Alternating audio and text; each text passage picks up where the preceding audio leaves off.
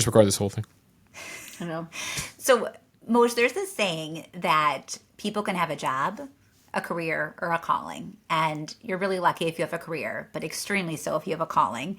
It feels like you were meant to be in news. Was this part of your upbringing? Like, where did this come from, this passion for journalism? Well, it's wild because my father was a cabinet maker in suburban Chicago. In Highland Park, he had a cabinet shop. He, would build like kitchens and bookshelves for people, and that's where I grew up. My mother worked with him, but then also worked in medical records at a hospital in the Chicago area. And so, like, neither of them came in journalism or news, but like from a very young age, like I was just into it. And they like to tell the story that we used to live in an apartment in Morton Grove above a Baskin Robbins ice cream shop, and my dad would give me like 50 cents to buy an ice cream cone. And I was a kindergarten or first grade, and I came back with a copy of the Chicago Tribune instead of ice cream because I was just like obsessed with the news. And like I remember like going to the section where like I'd look at the weather reports. I wanted to be a weatherman. I'd watch WGN. For those of you in the Chicago area or familiar, WGN also had a show called The Bozo Show. I was the only 7-year-old that got a tour of WGN for the purposes of meeting the weatherman and watching the 9 o'clock news, as opposed to going to the Bozo Show. So I had a correspondence with Jim Ramsey, who sadly passed away. And it actually hit me. I cried when I saw Jim Ramsey passed away because he had no reason to like take care, to like spend time with a 7-year-old obsessed with weather maps and wanted to be a weatherman. But he gave me like so much time, I remember. And I showed up to my class in first grade with all these weather maps. And even the first grade teacher was like, I don't know what to do with you.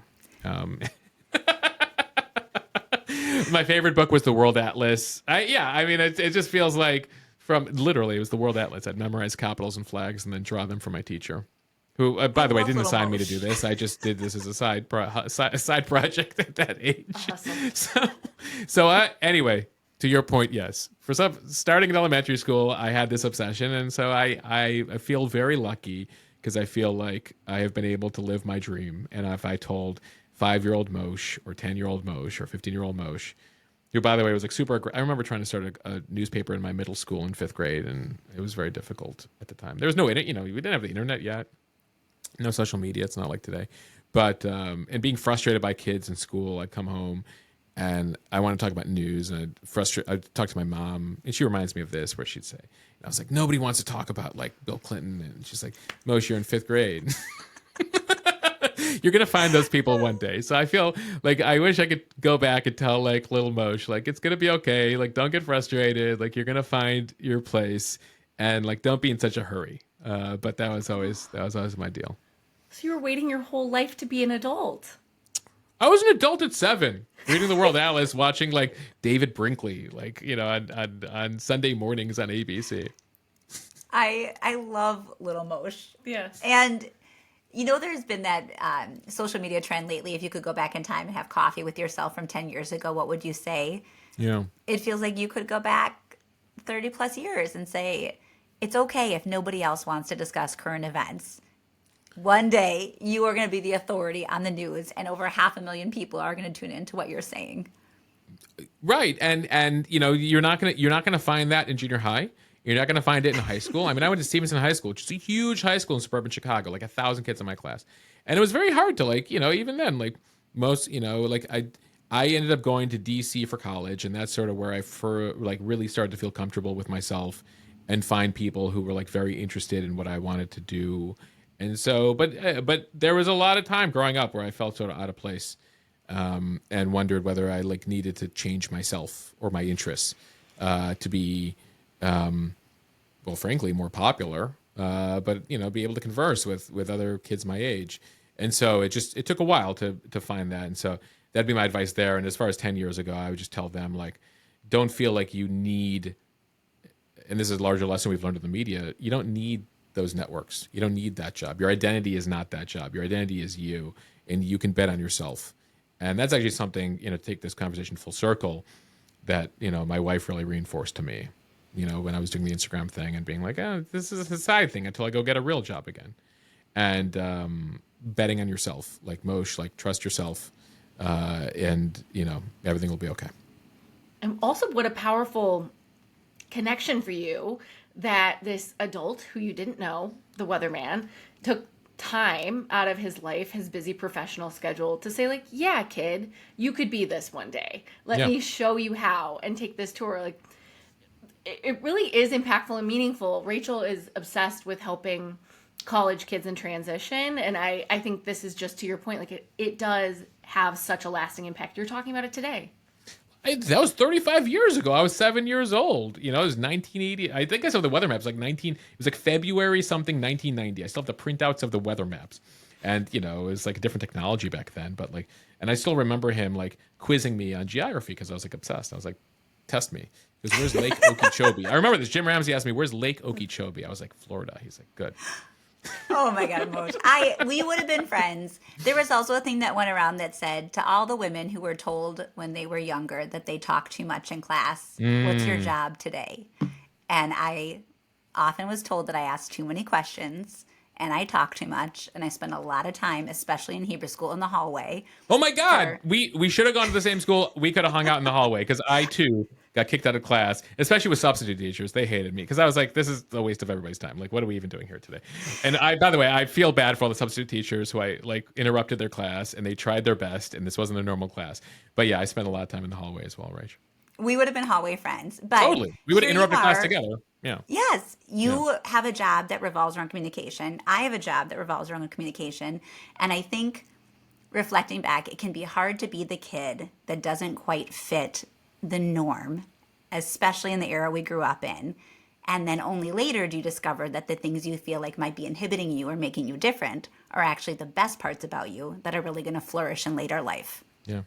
But yeah, those things do damage. I mean, it was so interesting. I remember talking to, when we had our chat last year, Rachel, some folks I went to high school with, right? And I hadn't seen them in years. And they were asking me like, oh, do you still talk to this person and this person? And I'm like, I got to be frank with you. Like, I have like 2 friends from high school, like that I still talk to. Like, I didn't like high school. Like, I wasn't invited to parties. Like, I felt it was very out of place. It's very out of place for kids out there who have an interest or, you know, and it's just not aligned with like what most kids are doing. And it's a very tough experience. And we did it in the pre-social media era. Mm-hmm. Like, can you imagine now? Like, you see the pictures in real time from the parties you weren't invited to. Like, that's so tough. Among the many challenges it is to both raise kids, but also be kids these days. And so, you know, it was a tough era, but I remember like being triggered in a way where it's like, oh my God, like that the trauma from high school that like still kind of lingers with you, right? Because it's so formative in that experience. But, you know, again, it's like the world, right? The world has so many opportunities and life is, you know, can be, you know, you take care of yourself, like hopefully, you know, you live a long life and you'll have opportunities to pursue your passion. And, you know, entrepreneurship is easier in some ways now because of technology and what's possible. And so, you know, trust that like if you're passionate about it and you can like do a service for people that, you know, you'll find your place. It just might not be in when you're, you know, living with your parents in your formative years through junior high and high school. I love that. And I also think it's ironic that as you and I have gotten to know each other, people are oh so happy to tell me how they know you and draw a line back. So I actually thought that all these people were your really good friends because a number of them have been like, oh, I know Mosh or I know him from this and that. So isn't it funny? Like maybe you have a certain recollection, maybe they have a different one, or maybe as time has gone on, people want to feel closer as you've done these really amazing things. But I just literally journaled that I think I'm all my ages all at once and I'm turning 44 in 2 weeks. And I'm like, 44 on paper, but like I can feel the angst of being 13. I can feel my 20s. I can feel all these things. So I don't think that we ever totally closed the book on a version of ourselves that went through something that was a little bit difficult, especially during formative years. And I appreciate that you say that because I think it's much easier to pretend that everything has been smooth sailing as opposed to some harder lessons as we evolved into ourselves. And it makes you a better person and it makes you more adaptable and it helps you figure out who you are. And, you know, I think that, you know, the whole adage from all these founders, and I'm sure you listen to this podcast too, where it's like, you're not, you know, like if you haven't failed, you're never really going to succeed in that way. You need to fail at things. You need to deal with like, you know, issues. That's why we were talking recently about being a lawnmower parent, that like they warn us from being lawnmower parents, which, you know, lawnmower parents, if you don't know the term, is like you literally mow the lawn ahead of your kids so they never have to face a challenge, right? They never can trip. like sometimes it's literal, like I got a toddler at home, right? Like making sure. And I was like, I'm going to leave that. And if she trips on that, then she knows in the future that she's got to look down and she got a boo-boo, from tripping on that. And so, warning away, because ultimately if you're a lawnmower parent, we're dealing with the situation today where I actually have the book behind me, right? Anxious Generation. Oh, the Jonathan Haidt book? Jonathan Haidt book. And he wrote a different one. He's written several books, The Coddling of the American Mind, and a number of interesting books related, especially to Gen Z and some of the challenges they face. Because I think we, as I think some Gen X parents and now millennial parents, trying to solve for our boomer parents, right, have tried to be above and beyond. And we have never spent more time with our children than this generation has. Like, the amount of time we spend is way more than the average parent spent in in the 80s. It's like, go out and play and let me know when you hopefully you come home tonight. Like, let me know when you get home, right? And our kids are now in some ways worse for the attention we're giving them, because like we're trying to clear all their challenges. I mean, I hear from college professors who get calls from parents. It's like, excuse me? Like, your kid's 21. Like, your kid has an issue or needs a delay or like is upset about their grade. They should talk to me about it. Like, why are why are the parents still calling college professors of all things? But like, that's an issue. And so I know this conversation's sort of taken a turn here, but I think it speaks to the larger thing, which is like, it's tough, but letting your kids like face challenges, like they'll be better for it in the long term. I know. I'm trying to find the Dr. Becky Road where Dr. Becky, we saw her recently at a Yes. speaking event here in New York. She's got some incredible advice, and she's got an app too. I need that. The feelings bench is actually probably the most perfectly distilled therapy I've ever gotten, which I think applies whether you're a parent or not, which is when somebody's having a really hard time, sit on the feelings bench with them and just acknowledge and validate their feelings, as opposed to moving them to another bench so you're more comfortable and being like, no, it's okay that person didn't invite you to their birthday party. Like, you have other things to focus on, or it's not that bad. Like, don't worry about it. Don't cry about it. And it's just, wow, that is really tough that you were not invited to that party. And I would feel badly too. And I'm here for you and I love you, and just be with them. I think there's also something, there's an issue we face as men too, is we want to solve things. I've learned that from my wife. It's just like, can you just listen to me as opposed to solving? I'm like, well, you know what you should do about this person? She goes, no, I don't want to know what to do about that person. I just want you to listen to what I dealt with that person. This is your advice, to ask somebody what they need. Ask them what they need. Yeah.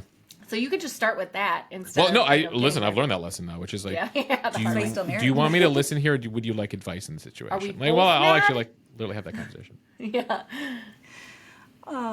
This is really, really good insight. And I love adult Mosh, but I also have like a lot of heart now for little Mosh. Yeah. Little Mosh, poor little Mosh. He made it out. He made it out okay, little Mosh. Mosh is killing it. Little Mosh is doing great.